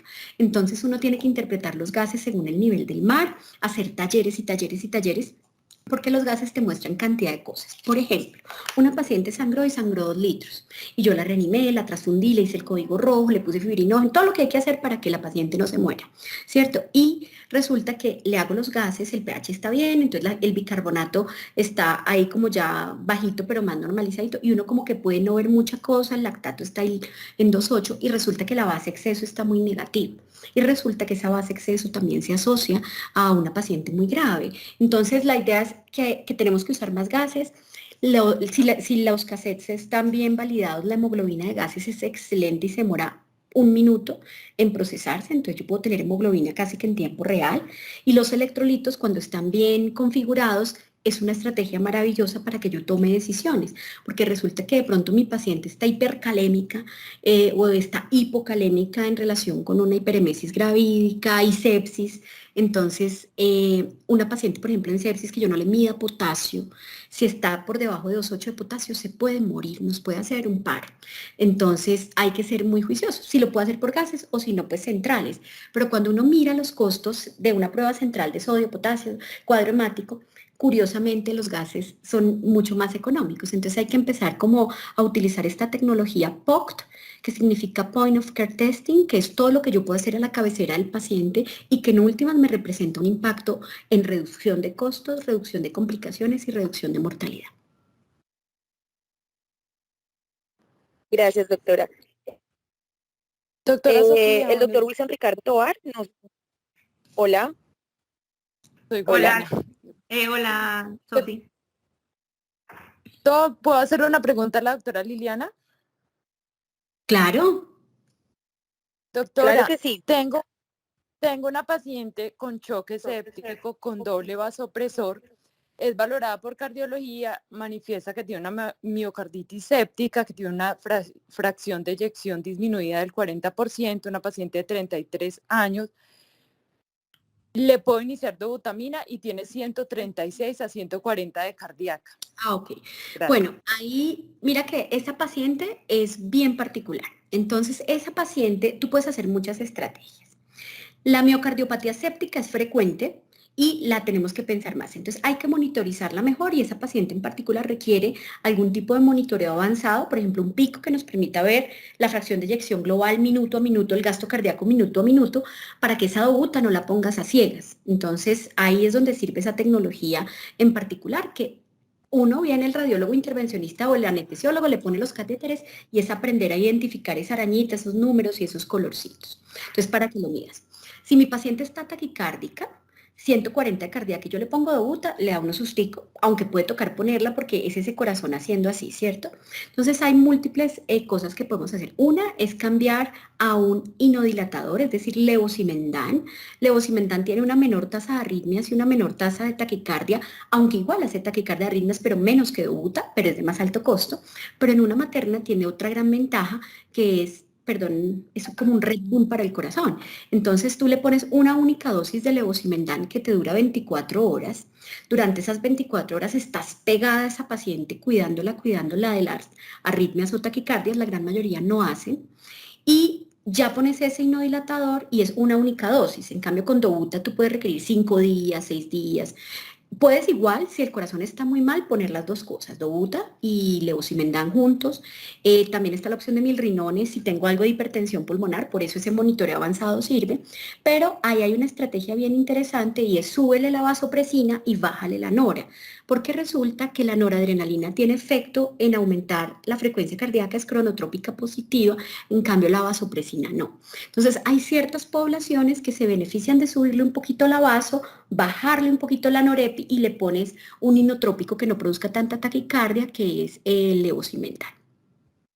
Más Muchas pues gracias, todas las doctor. otras estrategias. Pero esas pacientes lo que requieren es uno estar ahí, casi que minuto a minuto, porque esa paciente requiere que tú estés ahí titulándole y titulándole. Entonces, si se puso muy... Y digamos que la ventaja del Leo es que tú le inicies a una dosis muy chiquitita, que es 0.5 microgramos kilo minuto, y lo vas titulando según la paciente aguante. Si no aguanta, lo dejas a sola esa dosis hasta que se acabe la ampolla y ya en 28 horas acabaste la ampolla y la paciente logró ese gran beneficio. Y si definitivamente lo está tolerando, pues le subes hasta 0.2 microgramos kilo minuto y la infusión ya no te dura 24 horas, sino 20. Pero son estrategias muy buenas, pero hay que tener buen monitoreo. Esa paciente requiere un monitoreo avanzado. Muchas gracias, doctora. Ok, doctora, gracias. El doctor Wilson Ricardo nos hace una pregunta. Saludos para las dos. Creo que ya la respondimos. ¿Se recomienda la dosis de refuerzo de la vacuna COVID en el embarazo? La respuesta nos dio la doctora Sandra Olaya ahorita que sí. Y el ideal sería con Pfizer, aunque también se puede hacer con Moderna. El doctor Juan nos dice, buen día, pregunta para la doctora Sandra Olaya, su experiencia en la embarazada con infección por SARS-CoV-2 con el uso de antirretrovirales, corticoides, plasma convaleciente funcional. ¿Los usa? Bueno, en mi experiencia corticoides sí, definitivamente sí. De antirretrovirales no tenemos la posibilidad de utilizarlos en las instituciones donde yo trabajo y en embarazadas creo que todavía hay un hueco gigante, todavía hay discusiones interesantes y muy importantes en pacientes no embarazados, entonces en embarazados todavía tenemos eso. El plasma convaleciente, empezando la pandemia, parecía que fuera un gran salvador o que fuera la opción para este tipo de pacientes. De hecho, en Estados Unidos se utilizó muchísimo el plasma convaleciente. En países como Chile arrancaron estudios interesantes, pero la conclusión es que no aporta nada. Entonces, ¿con qué nos quedamos? Con corticoides y vigilancia diaria del paciente, minuto a minuto. Definitivamente esas pacientes necesitan un médico y un médico juicioso, un médico que esté ahí, que esté, como dice Liliana, creo que en la embarazada coincidimos, que esté monitorizando a cada minuto con lo que tenga, con el gasto urinario, con los gases, con la línea arterial, con el pico, con lo que tenga o con lo que sepa interpretar, porque a veces también tenemos ese problema que buscamos nueva tecnología, pero no la sabemos utilizar y ahí es donde cometemos errores. Pero Y si uno está en una región rural, si uno está en una región rural, un buen médico que examine bien al paciente y le mida gasto urinario y signos vitales, con eso es una excelente monitoría. O sea, y perfusional. Volvimos otra vez a la época de hace algunos años, a la importancia de la perfusión. Levantar, quitarle la cobija a la paciente, mirarle la perfusión de los dedos, que a veces esas cosas tan sencillas nos orientan mucho. Nos orienta mucho y creo que Andrómeda Choc lo dejó súper claro. Entonces, uno con lo que tenga lo que dice Sandrita, o sea, nada reemplaza un buen personal de salud. De hecho, es muy importante, el personal de triage suele ser el personal más importante de una institución y es el personal como que uno dice, hoy te toca triage y todo el mundo, ay, qué pereza, es tan pesado, los viernes son duros y es el personal que más deberíamos consentir, que te deberíamos tener súper entrenado. Esa enfermera que hace triage es la persona realmente más importante en una institución. De acuerdo. Bueno, doctora Sandra Olaya, doctora Liliana Correa, muchísimas gracias por aceptar esta invitación de parte de la Sociedad Tolimense de Ginecología y Obstetricia, en cabeza del doctor Juan Manuel Machado. Muchas gracias. Y pues esperamos que nos vuelvan a acompañar pronto con otras charlas igual de buenas como estuvieron estas. Muchísimas gracias. Muchas gracias, Sofi. Chao. Que estén muy bien, hasta luego. Que Muchas estén gracias. Un abrazo gigante. Hasta luego, gracias. Gracias.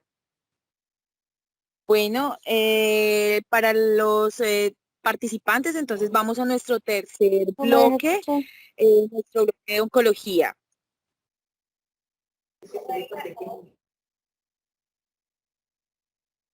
Buenos días para todos. ¿Me escuchan? Sí, Eder, vamos a presentar así un clip rápido de descanso de segunditos y empiezas tú. Gracias por también participar con nosotros. Te encargas ya tú del bloque de oncología. Listo, dale que sí, muchas gracias. Belaniu es el anticonceptivo de nueva generación con estrógeno bioidéntico al natural que reúne máximos beneficios, con el balance perfecto y acción fisiológica que ofrece seguridad y bienestar integral, inspirado y creado para la mujer de hoy. Belaniu me brinda la tranquilidad de un anticonceptivo con estrógeno bioidéntico al natural, que aporta un balance ideal con excelente regularización de mi ciclo menstrual. Belaniu es el aliado perfecto para planear mi futuro. Belaniu, mi mejor versión. Mis actividades diarias requieren un anticonceptivo que me ofrezca eficacia con bajos efectos secundarios. Con Belaniu tengo un anticonceptivo que reúne máximos beneficios sin alterar mi ritmo de vida. Belaniu, mi mejor versión. Belaniu, el anticonceptivo que me brinda un balance integral y fisiológico con eficacia anticonceptiva que me permite disfrutar con seguridad y bienestar mis planes y tiempo en familia. Belaniu, mi mejor versión. Belaniu, el anticonceptivo que reúne máximos beneficios. 1. Eficacia y seguridad gracias al 17-beta-estradiol, que es el estrógeno natural de acción fisiológica, bioidéntico al natural. 2.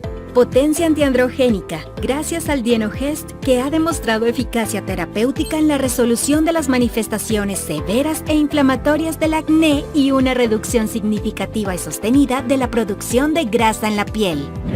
3. Máximos beneficios con relación entre seguridad, bienestar y uso de anticoncepción como tratamiento integral. Dosis de estrógeno y progestágeno baja. Eficacia anticonceptiva. Regularización menstrual. Efecto protector sobre endometrio. Encuéntrala en caja por 28 tabletas con administración de una dosis diaria. Belaniu, mi mejor versión.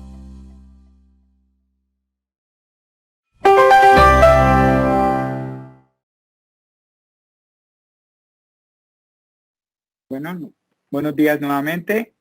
Damos inicio al bloque de oncología. Mi nombre es Eder Lancheros.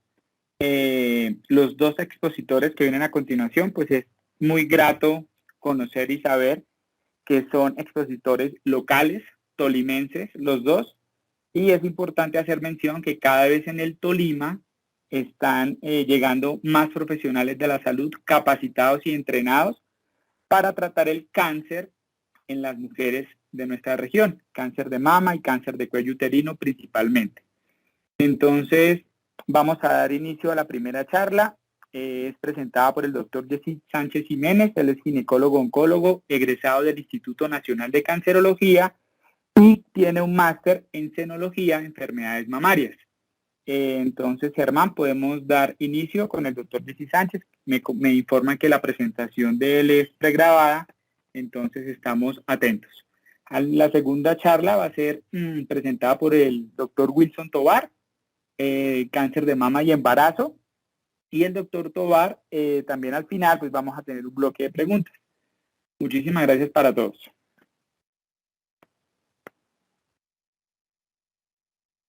Hola, buenos días. Mi nombre es Jessy Sánchez Jiménez. Soy médico ginecólogo oncólogo, máster en senología, cirujano de seno, y voy a desarrollar el tema hoy de lesiones preinvasoras o preinfiltrantes a nivel del cuello uterino. Bueno, como ven en el abrebocas, aquí pues vemos la parte anatómica del útero en relación al cuello uterino. Aquí vemos el cuello uterino, pero lo que me interesa básicamente es que ustedes vean la zona de transición de epitelios. Aquí está el exocervix y aquí está el endocervix. Esta zona de transición es la que nos interesa básicamente. El BPH es el que realmente tiene un papel importante en la producción de las lesiones preinfiltrantes y del cáncer de cuello uterino. Este cuadro de Bassano lo traigo básicamente porque recordemos que el BPH también está presente en los animales y en los humanos. Básicamente su transmisión es por vía sexual. Recordemos que el BPH es un virus de DNA circular de doble cadena. Hay más de 200 cepas hoy en día y generalmente se puede detectar las alteraciones en citología. No poseen una envoltura como tal, una cápside icosaédrica. Esas proteínas de la cápside de los diversos tipos de BPH son antigénicamente similares. Es un genoma bastante grande. Y aquí vemos las diferentes funciones que tienen las proteínas virales, desde la E1 a la E6, a la E7 y el E1, L2. Hay proteínas que tienen una función importante para la producción de la enfermedad. El BPH y la respuesta inmune. El 80% al 90% de las mujeres infectadas van a aclarar esta infección por el virus y no van a tener una manifestación clínica. La mayoría con lesiones benignas van a generar una respuesta inmune provocando una regresión de la lesión. Recordemos una cosa importante, que las verrugas anogénitales se asocian a una respuesta mediada por CD4-TH1. Ahora, hay una inmunoevasión respuesta innata, el ciclo de vida intraepitelial. No hay viremia, no hay citólisis o muerte celular inducida por el virus, no hay inflamación asociada. En cuanto al BPH, la prevalencia está más o menos en un 10% de la población mundial. África, 22% de la población. Tiene mayor prevalencia. La infección más común generalmente es por el virus de cepas 16 y 18. Este BPH es la causa más común de las enfermedades de transmisión sexual. Su pico generalmente está entre los 15 y 25 años. Por eso es que no se recomienda pedir el test de BPH en mujeres menores de 25 años, porque muchas van a salir positivas y realmente no van a tener ninguna injerencia en su manejo. El 80% de la población sexualmente activa, generalmente en algún momento de la vida, van a estar en contacto con el virus. Miremos aquí, en cuanto al cáncer de cuello uterino, miremos aquí que en nuestro país está más o menos entre 11.7 a 16.7 en cuanto a incidencia por cada 100.000. Y a nivel latinoamericano, la incidencia nuestra está en 14.9, pues a nivel mundial. En Colombia es 14.9 por cada 100.000. Y la mortalidad de nuestro país es de 7.4 por cada 100.000. Esta es la comparación de este cáncer de cuello uterino con la población a nivel mundial. Es muy similar en Colombia, cercano, aquí está 14.7 y 17.4, la mortalidad. Es muy similar a la que ocurre a nivel mundial. Ahora, hay modelos de prevención contra el cáncer de cuello uterino. ¿Cuáles son los modelos de prevención? Está la prevención primaria, la secundaria, la tercera y la cuaternaria. La primaria, recordemos el concepto de prevención primaria, es impedir que el germen o que la enfermedad entre al organismo. ¿Cómo hacemos? Con la vacunación y disminuyendo los factores de riesgo. ¿Cuáles son los factores de riesgo? Inicio temprano de vida sexual antes de los 17 años de edad, múltiples compañeros sexuales, enfermedades de transmisión sexual, el tabaquismo, el convivir con una pareja, que más el hombre que haya convivido previamente con una mujer que haya tenido cáncer de cuello uterino o que haya tenido cáncer de pene o que sea promiscuo. El bajo nivel socioeconómico, la inmunosupresión, otras patologías u otras neoplasias del tracto genital inferior. Esos son factores de riesgo. Se pueden hacer la respectiva prevención. La prevención secundaria, ¿cuál es? Es la detección temprana de la enfermedad. ¿Cómo hacemos la detección temprana?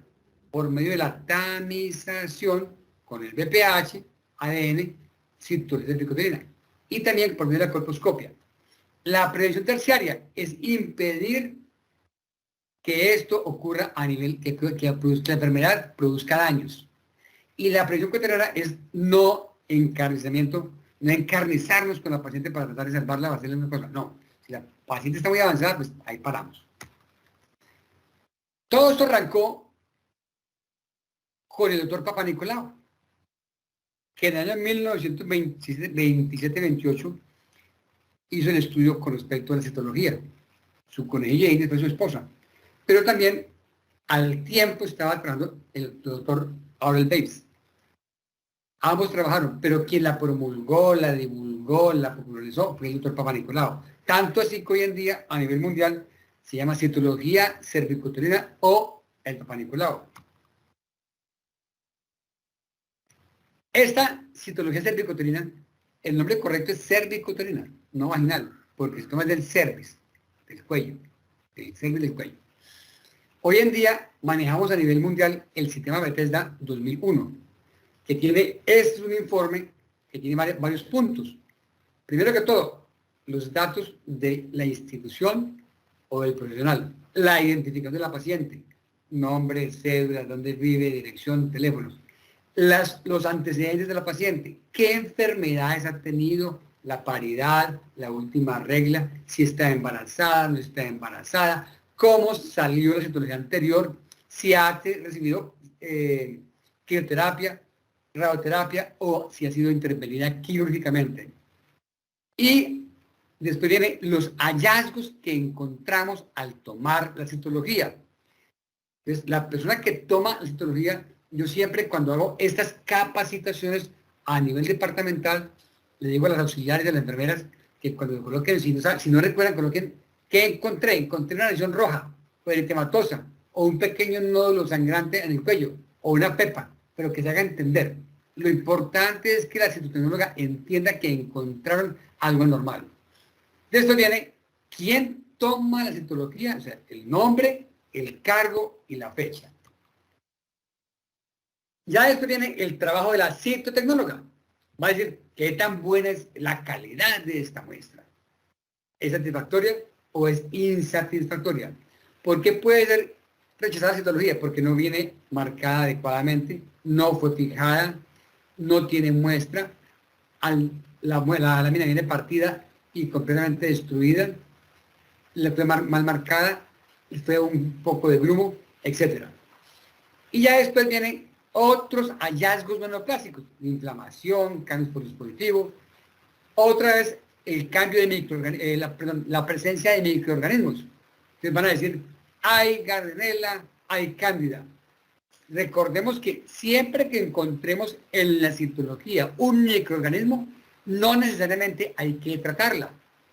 La tratamos siempre y cuando la paciente esté sintomática. Y aquí viene la parte importante de la citología, la categorización general. Van a decir si es negativa, para LIE o malignidad, o hay anormalidades citológicas. Si hay anormalidades, ¿de cuáles son? De las células escamosas o glandulares. Y por último vienen las recomendaciones. Recordemos que las anormalidades de la parte escamosa, es decir, la parte externa del exocervix, son ascus, las ASH, que son las lesiones, las atipias de células escamosas que no descartan lesión de alto grado, el LIE de bajo grado, el LIE de alto grado y el carcinoma escamocelular infiltrante.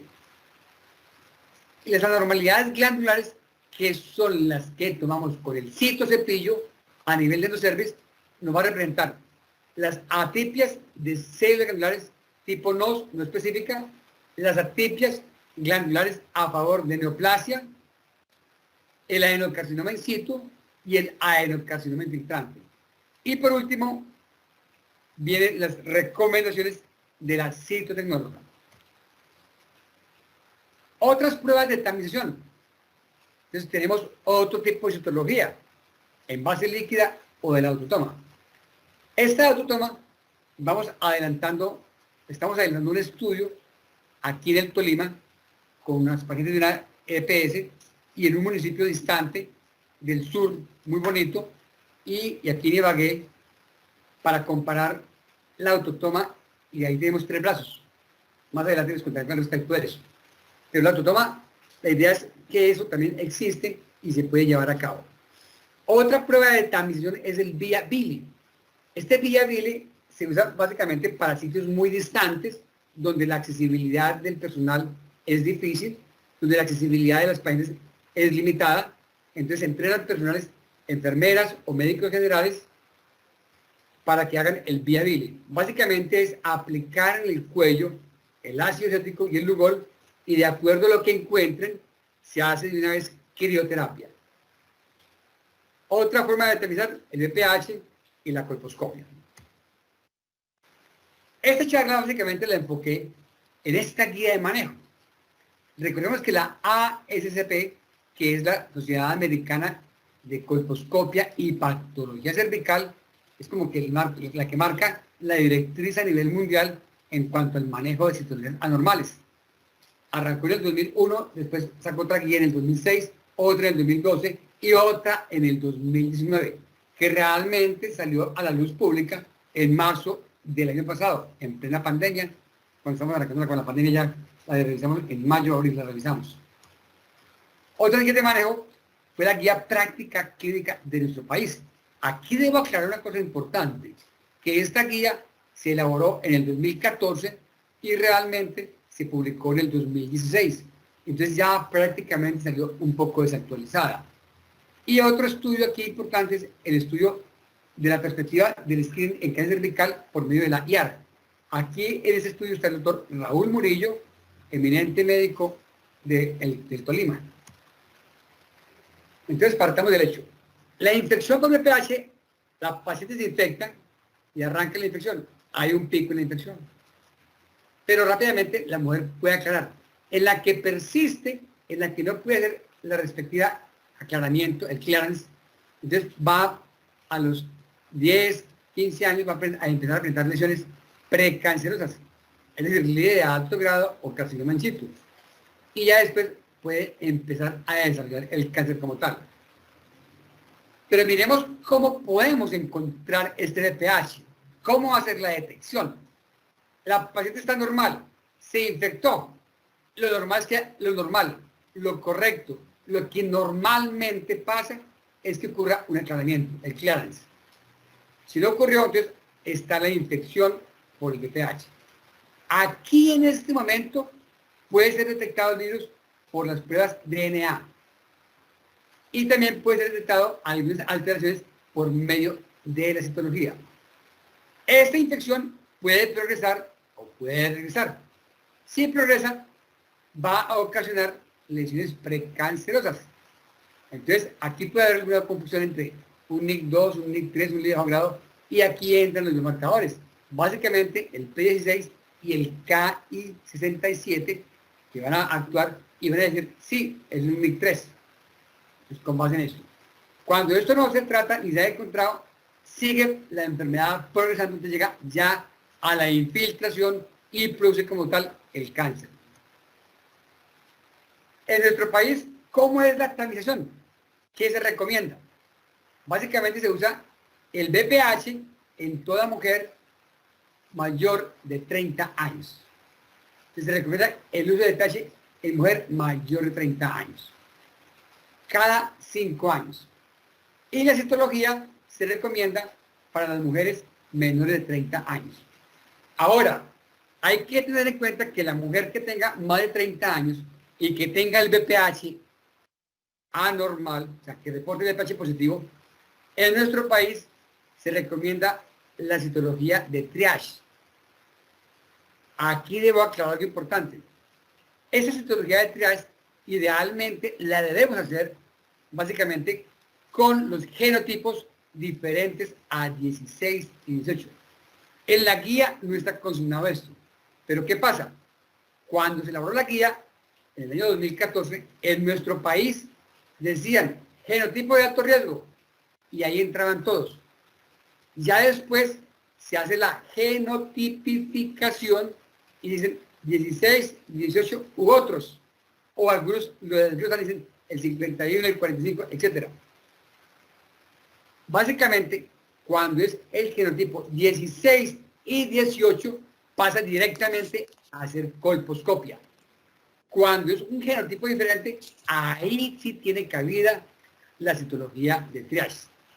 Entonces recordemos, mujer mayor de 30 años, test de VPH, DNA, mujer menor de 30 años, básicamente es la citología. ¿Cada cuánto? Cada 3 años. El test de VPH es cada 5 años. El viability. Este viability se hace básicamente en población que no tiene acceso al VPH o a la citología. Entonces, ¿qué pasa? Estas pacientes de sitios distantes, separados, lejanos, entonces se recomienda utilizar la tamización con la inspección visual, con ácido acético, que es el VIA, y con Lugol, que es el Bili, y de acuerdo al resultado se hace un tratamiento inmediato con crioterapia. Está enfocado básicamente en población entre los 30 y 50 años. Como lo dije antes, en pacientes con difícil acceso a los servicios de salud. Y se hace en intervalos que no deben superar los 3 años.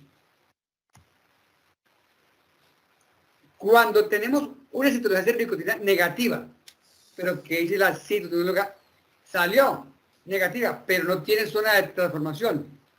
Si esta paciente está entre los 21 y los 29 años de edad, nuevamente se hace el screening normal. Es decir, se repite a los 3 años. Si la paciente es mayor de 30 años, 30 o más años, si no tiene VPH o es desconocido, se puede hacer repetir el VPH, preferiblemente, o repetir citología en los 3 años. Ahora, si el VPH sale positivo, esta paciente hay que hacerle VPH en 1 año o hacer el genotipo. Si el genotipo sale 16 y 18, pasa a colposcopia y toma biopsias. Si el VPH es positivo, diferente a un genotipo 16 o 18, se repite al año. En la citología insatisfactoria, en la paciente que no tiene VPH o que es desconocido, se puede repetir esta a los 2 o 4 meses. Recuerde que tenemos citología insatisfactoria cuando realmente no se pudo leer adecuadamente. Si el VPH es negativo y la paciente tiene generalmente 25 años o más, se puede repetir a los 2 o 4 meses. Si el VPH es positivo, pero el genotipo es desconocido y es mayor de 25 años, se puede repetir a los 2 o 4 meses o se puede pasar a colposcopia. Pero aquí viene lo importante. Si es un genotipo 16 o 18, pasa directamente a colposcopia. ¿Cómo es el tamizaje en nuestro país en las mayores de 30 años? Este cuadro es un poquito aburrido, pero lo vamos a ver rápidamente. Se hace la tamización con el VPH. Aquí estamos. La prueba de célula negativa. Listo, entonces pasa a 5 años. Esa es la fácil. La prueba de célula positiva. Entonces, en nuestro país, recordemos que está obligado a hacerse el triage con citología. Pero repito, porque cuando se hizo no se hacía genotipificación. Ya ustedes saben que si sale 16 o 18 pasa directamente a colposcopia. Directamente a colposcopia. Si es un genotipo diferente, se hace el triage con citología. La citología negativa, se hace prueba ADN a los 18 meses. VPH a los 18 meses. Esta prueba a los 18 meses sale negativa, entonces sale la paciente otra vez a cada 5 años. Si sale positiva, pasa a colposcopia. Y de acuerdo a lo que reporten los biopsias, se va a hacer el manejo. Si sale citología, el test de citología, y sale la citología positiva, pero es un ascus o un LIE de bajo grado, pasa a colposcopia. Si es negativa, para el de bajo grado, se pide un test de BPH a los 18 meses. Si se hace un LIE de alto grado o es un infiltrante, se hace o un cono o de acuerdo a esta definición se hace el manejo adecuadamente desde el punto de vista de ginecología oncológica.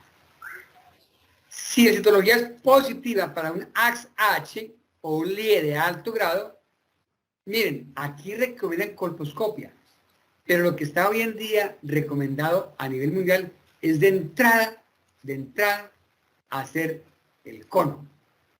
Entonces, si no hicieron el cono, hicieron colposcopia y se le salió negativo, entonces hay que hacerle un cono. Si salió positivo, aquí es LIE de alto grado, por eso puse este igual aquí azul, porque es LIE de alto grado o infiltrante. Se maneja de acuerdo a lo que salga, o sea, un cono o se enfoca hacia el manejo oncológico. Ahora bien, esa es en cuanto a la tamización con el test de BPH.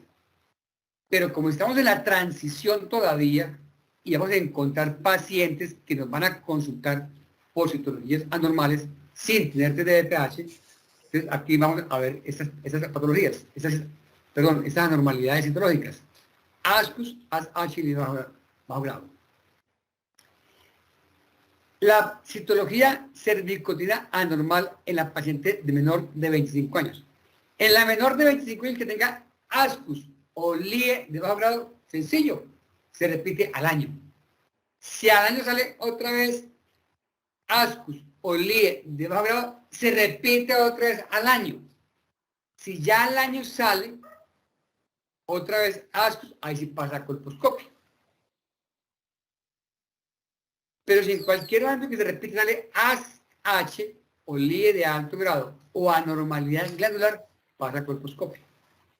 En la paciente menor de 25 años con ASH o lesión de alto grado, pasa a colposcopia.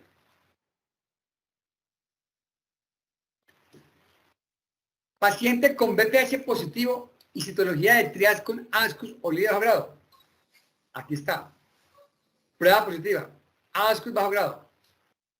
Biopsia negativa para bajo grado. Entonces, DNA a los 18 meses. Si salió negativa, pasa a los 5 años. Salió positiva, pasa a colposcopia y toma de biopsia de exo y endocerves. La biopsia informó mayor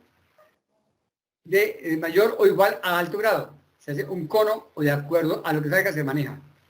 Si reportó negativa o bajo grado, se hace un BPH a los 18 meses. Si esta colposcopia no reportó bajo grado, sino que reportó alto grado, de entrada se hace un cono. Recordemos que no se recomienda tratar a las mujeres con diagnóstico por primera vez de lesión intraepitelial de bajo grado tipo MIC-1. No está recomendado. Hacer las crios, hacer la crioterapia, la cauterización, el ácido tricloroacético, ya no se usa nada de eso. No hacemos tratamiento.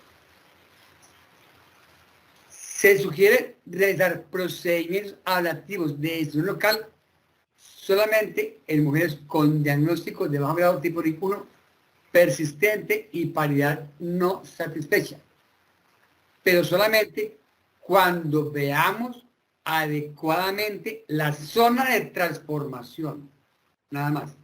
Y hablamos de MIC-1 persistente, básicamente cuando es 2 años o más. Pero lo que se sugiere hoy en día es que el MIC-1 persistente se le haga un cono en vez de un procedimiento ablativo. Los procedimientos ablativos, llámese crioterapia o cauterización, están contraindicados cuando el MIC-1 es a nivel endocervical o cuando el MIC-1 compromete más del 75% de la zona de transformación, es decir, que compromete 3 o más cuadrantes. Se sugiere realizar el cono en el MIC-1 persistente y paridad satisfecha. Ese es más recomendado que hacer la ablación. MIC-1 con citología previa que informa LIE de alto grado. Generalmente esto es una indicación de hacer un cono. Ahora, hay que tener en cuenta también la edad de la paciente. Si la paciente es menor de 25 años, se le puede hacer un seguimiento con colposcopia y con citología. Cada año. Ahora, también se puede hacer, si la paciente tiene menos de 25 años pero tiene hijos, se le puede hacer un cono diagnóstico. Si es posible revisar la citología, perfecto. Si la citología informa que es un LIE de alto grado, está indicado hacer un cono. Si la citología cambia y dice, no, qué pena, nos equivocamos, es un LIE de alto grado, se puede hacer un seguimiento a los 18 meses con un test de pH. LIE de alto grado y ASH. Atipias de células escamosas que favorecen la lesión de alto grado. BPH con citología que llama ASH o LIE de alto grado. Prueba positiva, citología que llama ASH o LIE de alto grado. Aquí, en esto, recomendamos a nivel mundial ya la guía, vamos a ver ahorita, la guía de la ASCP recomienda entrar a hacer un cono. Pero ¿qué recomienda la guía nuestra? Colposcopia y tomas de biopsia de exo y lucernes. Si la biopsia es negativa o informó bajo grado y la zona de transformación es tipo 1, se revisa la placa. Si es inigual diagnóstico, se hace un cono diagnóstico. Si la placa citológica cambió y no, qué pena, nos equivocamos, BPH a 18 meses. Ahora, si la zona de transformación es tipo 2 o tipo 3, de entrada pasa a un cono diagnóstico, que también puede ser terapéutico, ¿no? ¿Listo? Si ese cono sale con bordes negativos, se hace un seguimiento a los 18 meses con BPH. Aquí en la guía nuestra. En la ACCP recomiendan al año ese de BPH. Ahora, en la paciente que tiene la colposcopia y el LIE de alto grado de entrada o el carcinoma infiltrante, pues hace o un cono o el tratamiento que requiera el carcinoma de acuerdo a su estratificación. El P16 y el K67, básicamente estas pruebas, estos marcadores, se usan para diferenciar las lesiones precancerosas de cuello uterino. ¿En qué situaciones? Cuando se requiere diferenciar entre NIC2, NIC3 y un imitador de precáncer. Cuando se requiere un diagnóstico diferencial entre una lesión de bajo grado y una de alto grado. Que el patólogo dice, no, tengo la duda si es de bajo grado o alto grado, entonces se pide esos dos marcadores. En caso de que ocurra un desacuerdo de expertos en la interpretación de la histología, cuando este diagnóstico incluye una lesión precancerosa, se pide esos biomarcadores. El LEDS o el LIP o el cono con radiofrecuencia. Se sugiere este procedimiento con radiofrecuencia básicamente cuando hay lesión de alto grado. Esto lo recomienda la guía nuestra.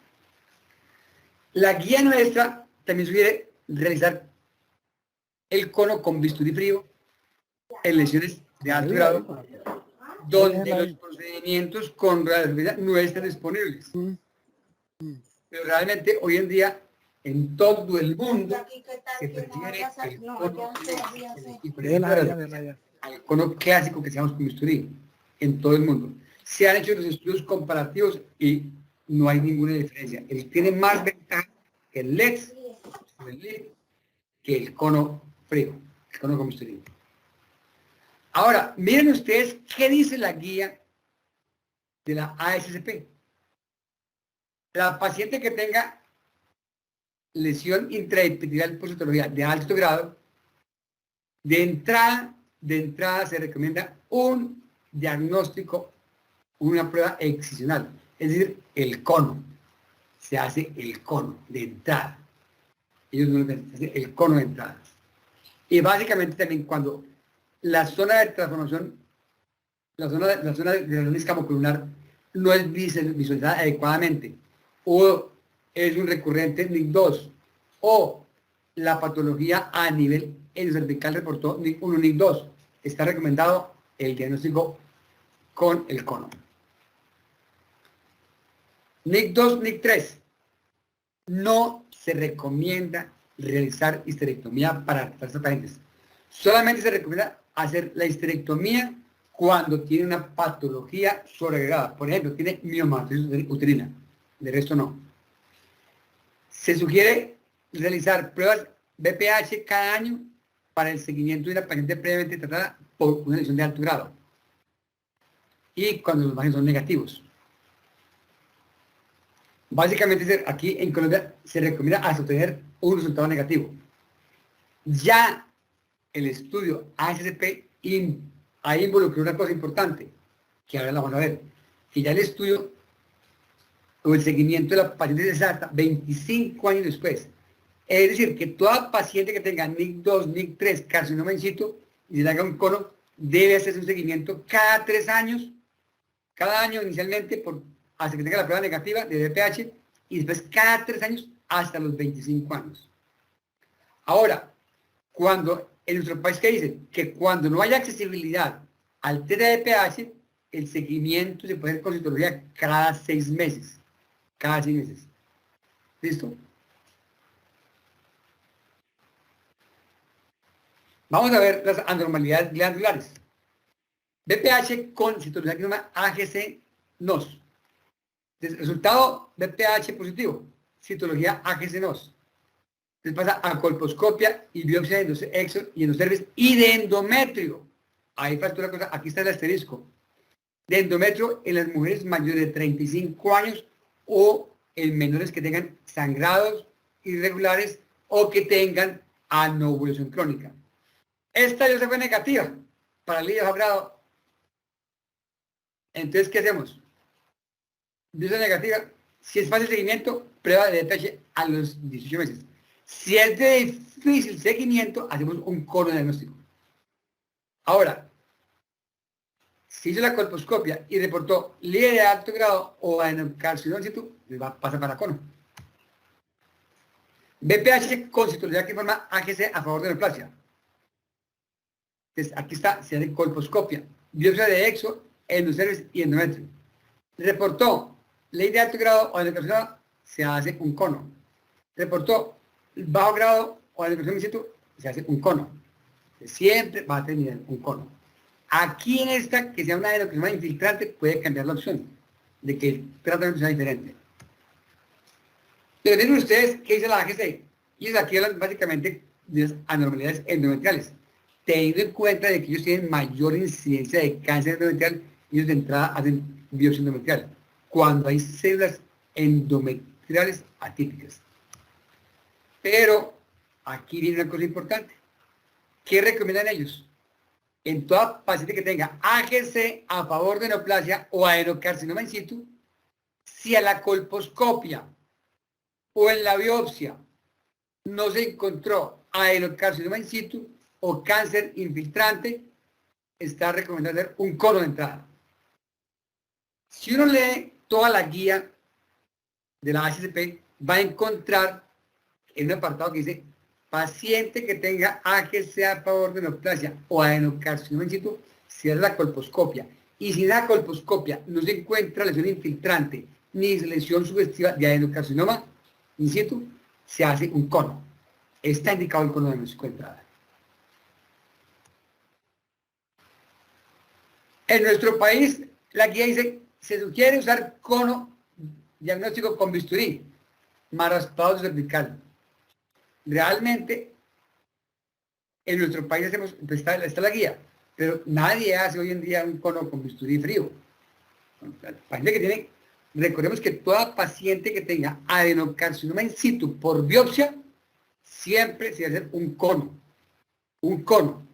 No se puede hacer histerectomía en un adenocarcinoma in situ sin antes haber hecho el cono. El diagnóstico del adenocarcinoma in situ se hace por cono. ¿Por qué? Porque recordemos que esta es una lesión que es multifocal y puede estar acompañada del adenocarcinoma infiltrante. Entonces hay que hacer el cono para descartar que no haya una infiltración. El manejo del adenocarcinoma in situ es la histerectomía abdominal en la paciente que tiene la paridad satisfecha. Se hace siempre y cuando el cono haya salido o con bordes negativos o con bordes positivos. Se hace. En la paciente que desea fertilidad y se ve borde positivo, se hace un recono. En la paciente que desea fertilidad y se ve con bordes negativos, se espera a que tenga un embarazo y después se hace la histerectomía. Entonces recordemos, el diagnóstico del adenocarcinoma in situ es por cono y el tratamiento siempre es una histerectomía ampliada. Se sugiere braquiterapia en las pacientes que no tengan la posibilidad de que no puedan hacer histerectomía o porque tengan una contraindicación. Ahora, se puede hacer observación estricta con BPH y ligrado cervical a las mujeres con adenocarcinoma in situ sin paridad satisfecha, siempre y cuando haya tenido un cono previo con bordes negativos. Se sugiere hacer un recono en las mujeres con adenocarcinoma in situ que no tienen paridad satisfecha, pero que le hicieron un cono y tiene bordes positivos. Entonces, manejo del adenocarcinoma in situ. Recordemos que el diagnóstico es por el cono. Si la paciente desea fertilidad y tiene márgenes positivos, hacemos un recono. Tiene su bebé, después de que tenga su bebé, se hace histerectomía. Tiene márgenes negativos, pasa a histerectomía, es lo más adecuado. La paciente tiene márgenes negativos, pero quiere fertilidad. Entonces se hace la reevaluación cada 6 meses por 3 años. Se hace siempre, cada 6 meses por 3 años. Y ya después de que tenga su bebé, ya se hace la histerectomía. Después del procedimiento diagnóstico inicial, la histerectomía es el tratamiento preferido para todas las pacientes que tienen una adenocarcinoma in situ. Recuerden esa parte. Si se realiza histerectomía para el tratamiento, las pacientes deben realizar 3 pruebas anuales consecutivas de BPH y ya después de salen todas negativas, ya pasa a intervalos cada 3 años durante 25 años. Esto es la nueva guía de la ACCP. No estaba en las guías anteriores. No había un límite de seguimiento. Ya les dije lo de la paciente que está en edad reproductiva y que desea un embarazo en futuro, es aceptable hacer el cono con maneras negativas, ¿no? Y puede embarazarse. Después de que se embarace, pues tener su bebé. No se recomienda continuar la tamización para cáncer de cúpula vaginal en las mujeres de cualquier edad que hayan sido sometidas a histerectomía por patología benigna y que no tengan ningún antecedente de patología cervical, NIC 2 o mayor. Entonces, la paciente que va intervenida por miomatosis, por endometriosis, por aborto séptico, por perforación uterina y se hizo histerectomía, no requiere de tamización para cuidado uterino. En las embarazadas, las anormalidades. Básicamente, en la mujer menor de 25 años no se hace nada. Se hace básicamente citología al año. En la mujer que tenga una lesión de alto grado y esté embarazada, pasa a colposcopia. Recuerde que la única contraindicación para hacer el cono de entrada en la línea de alto grado es el embarazo o menor de 25 años. ¿Listo?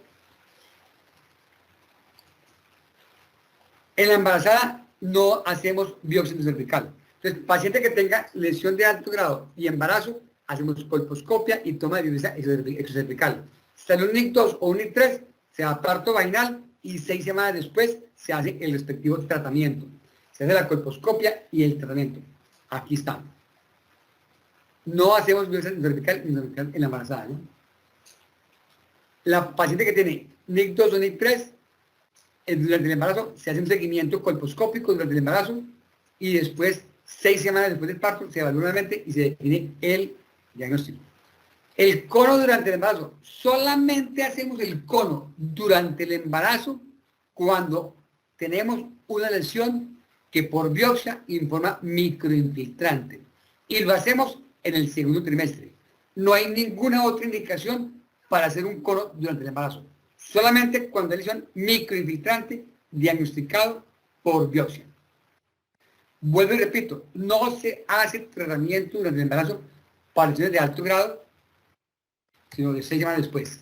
se evalúa 6 semanas después y se maneja de acuerdo a lo que se encuentre. En las posmenopáusicas, la prueba positiva para BPH salió con ASCUS, se hace colposcopia de biopsia.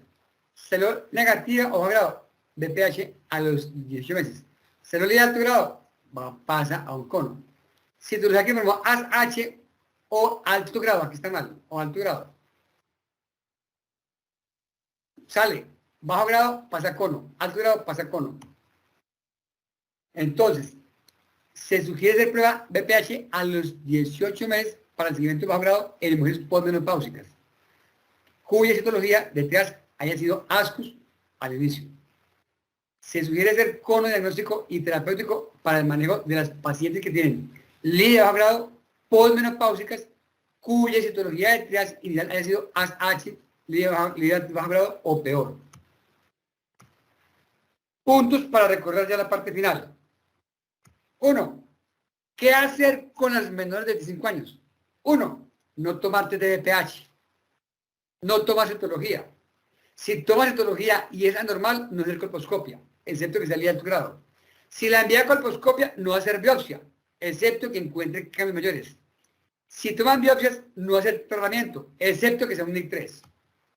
Recordemos, líder de alto grado por citología, de entrada hacer un cono guiado por colposcopia. En AGC, a favor de neoplasia y adenocarcinoma por citología, realizar cono guiado por colposcopia de entrada es una opción válida, más biopsia de endocervix y de endometrio. Recordemos las indicaciones de cono diagnóstico. Discordancia entre citología, colposcopia y biopsia, siendo la citología mayor. Lesión endocervical alta, el adenocarcinoma in situ, el carcinoma microinfiltrante y como complemento en el estudio de las anomalías glandulares. Hay unas relativas que son la colposcopia satisfactoria, el NIC1 persistente y la falta de estroma en biopsias. Muchas gracias, muy amables. Muchísimas gracias al doctor Yesid Sánchez por la excelentísima presentación, en la explicación muy detallada de todas las lesiones preinvasivas del cáncer de cuello uterino.